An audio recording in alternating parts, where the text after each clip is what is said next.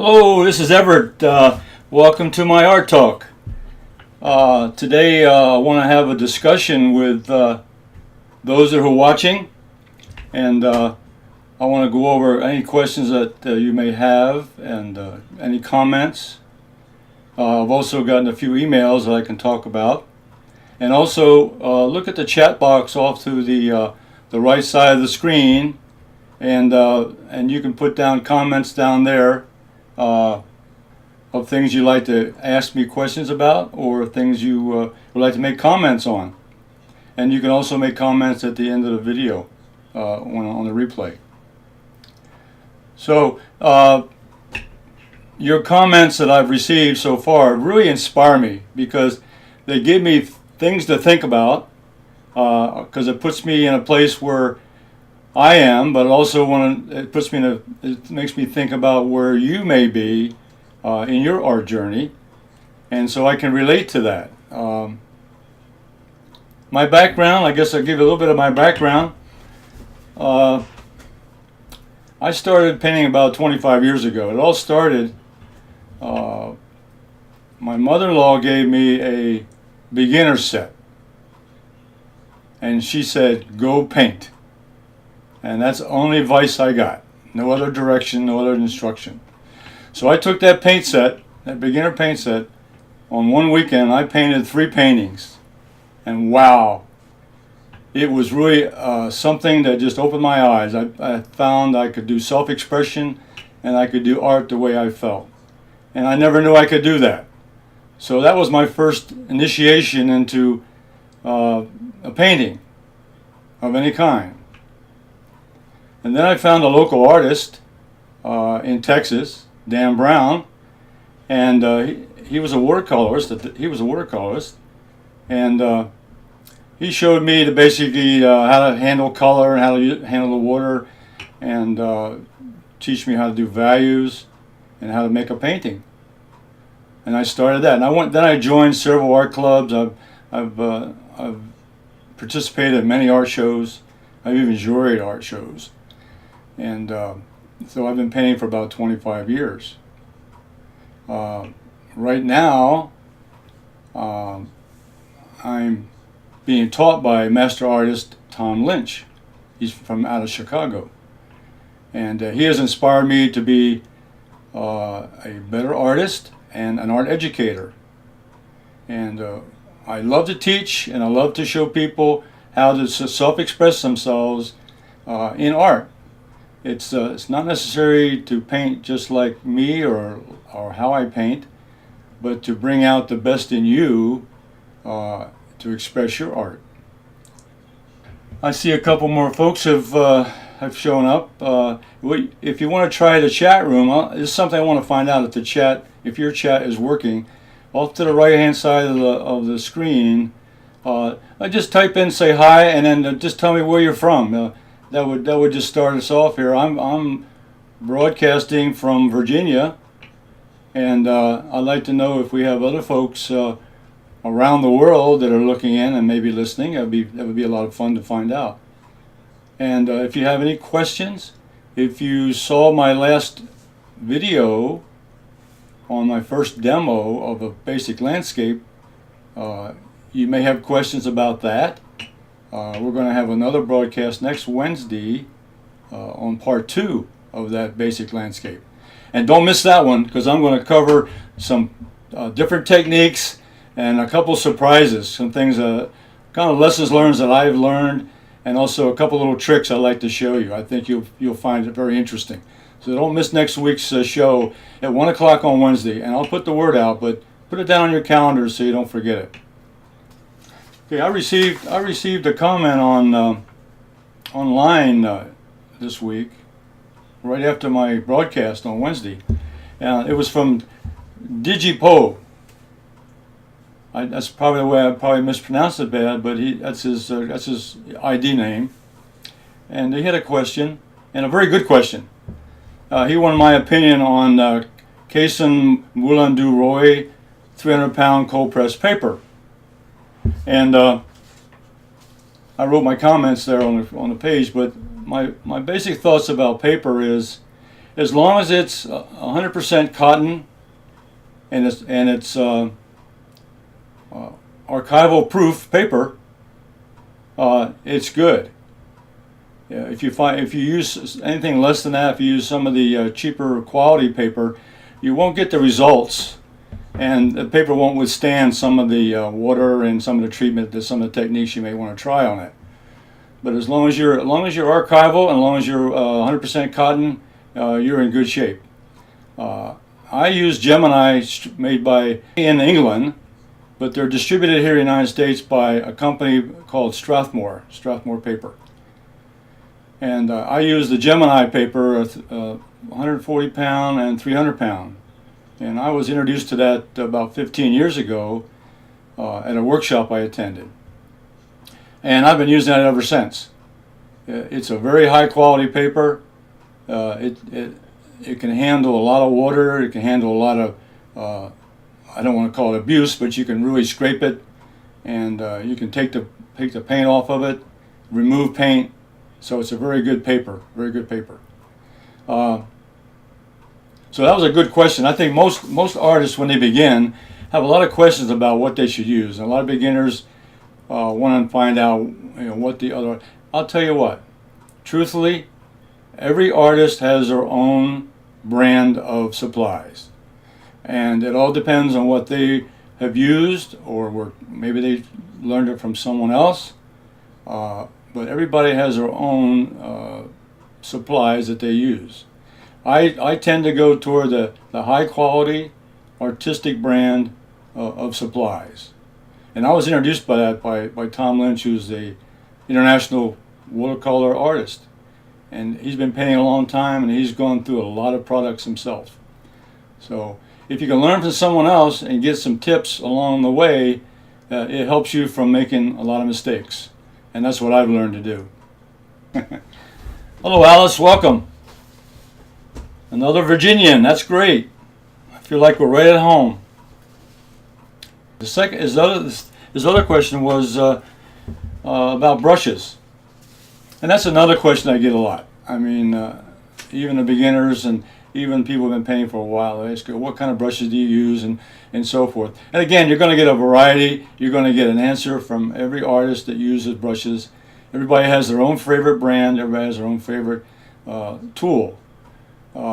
I use the high quality end brushes. I use the Red Sable, made by Silver Brush. I have used Kolinsky's sables, which are great, and I have used synthetics. But my go-to brushes are, right now, the Sable natural hair brushes. And let me show you a close-up. I'd like to show you a little bit about that. I'll take you over to my close-up camera. This is a 3/4 inch looking at the side, and as I turn it to the edge, you can see the amount of hair that's in there. A lot of hair. That holds a lot more water, a lot more paint. And I'm going to compare that to what I was describing, and you couldn't see what I was doing. This is a synthetic brush, 3/4 inch. I turn that to the side, you can see how much less bristles are there, and it holds less paint and hold less water. So you have to use a lot more brush strokes and refill your brushes a lot more often. Okay. So the answer about brushes is that there's probably going to be an ongoing discussion among artists for a long time, because everybody has their own favorite brands and their own favorite quality. But I think if you're starting out as a beginner, best brush you can afford, and then gradually graduate into a more expensive, higher quality brush. The techniques will be a little different when you go from synthetic to a natural hair, but once you get started on natural hair, you'll never go back. It's just a different experience and all. All these items I'm showing you today are on my website, www.everettswatercolors.com, and I can provide those to you if you're interested. Another question I get very often is, what kind of paints do you use? Again, my answer to you on watercolor paints is I use artist quality paints. Again, the reason there is you have better quality of pigment in the brand. It doesn't matter what brand you have, as long as it's artist quality watercolor paints. I happen to use Holbein. The Holbein paints have a different quality to them. Let me show you something about that. Let me bring you over. This happens to be a tube, a 15 milliliter tube of watercolor paint. And you can see here, it's Holbein artist quality. So again, the brand of paints doesn't matter what companies you provide. You want to use artist quality. Now another good advantage of the Holbein paints is it does not have oxgall. That's probably one of the real, I guess, the best quality of that particular kind of paint. Oxgall is a hardening agent that once your paints have been painted on the paper, after a couple of days it becomes hardened on the paper and you cannot remove it very easily. The oxgall is a hardening agent, which is, traditionally that's how they made the paints years and years ago, and most of the manufacturers still do it the same way. Holbein has a different manufacturing process. In my palette,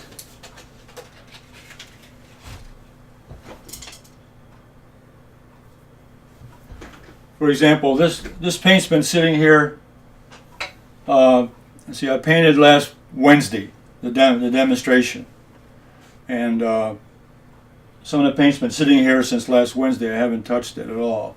So all I have to do is wet the brush and put it into the paint, and it automatically comes out. It reliquefies very easily, very, very easily. So that's one of the advantages of this kind of paint.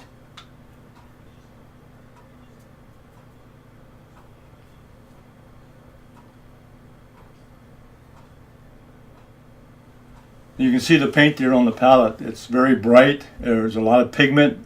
It doesn't take much paint in the brush to cover a lot of paper.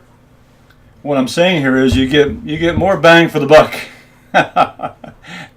The artist quality paint's a little more expensive, but it goes a long way, and it really basically saves you a lot more money in the long run, because it lasts a lot longer. It goes a long way. And for example, that permanent red paint I showed you, I think I still got the original tube that I've had for about 5 or 6 years. That red paint just takes over if you use too much of it. So I use very little. I use a lot of reds because I like red colors, but it doesn't take much to cover the paper. It is so powerful color, along with the others. So the paint, the amount of pigment in that kind of paint is very, very important to an artist. I covered paper today. That was a good question. Buy the best high quality 100% cotton archival brand paper. 140 pound is okay to practice on. It's okay to use do demo paintings on, which is what I do here. My demo painting was 140 pound. My studio paintings, I use the 300 pound because it's a little heavier and I can do a lot more with it. I can lift paint, and I can do a lot more techniques with it. As a matter of fact, let me show you a couple things on the paper I want to show you. I'll take you back to the overhead camera again.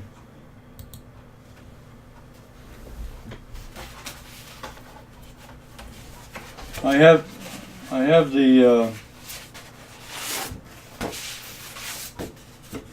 the two kinds of paper here. This first is a 140 pound sheet right here. It's a little lighter, but and you also notice that even when I painted on the demo painting, I don't have to tape it down or tack it down. This paper has a nice heavy quality to it that I don't have to. I never use tape, or I never have to tack my paper down. It just lays flat. Now, if it does bend a little bit at the corners, then what I'll do is I'll wet the back of it and turn it over and let it dry for 5 minutes, and then it flattens right out. So it's a very good high quality paper. Now, the The 300 pound is a heavier, it's twice as heavy, of course. 140 pounds, this is 300 pound. But one of the other things I wanted to show here is the lifting capability here. Let's see.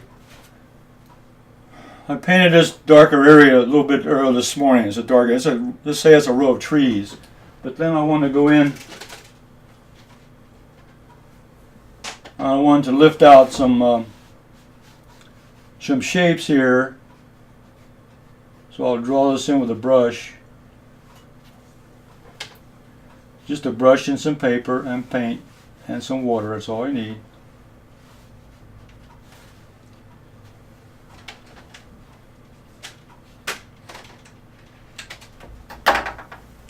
Now re-wet the paper. So this is the quality paper and also the type of paint I'm using. Some paints will do the same thing, and then I blot it dry. And this I'm using a terry cloth towel. Wipe up the excess, and then I'll take a clean sheet and I rub the paper. Let's say I want to make a fence post or a tree stump or something over here. Let it dry. This reliquifies the paint. Pat it dry. You can see it almost coming off already. And then rub. Okay. And you can see there with a 300 pound paper, I can do a lot of rubbing.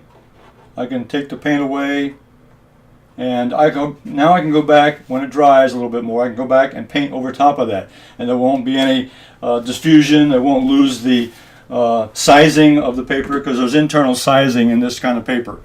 The internal sizing allows you to go in and paint over top of that design. Okay, so I can lift after I've done some painting. I can go back and do some negative painting or lifting.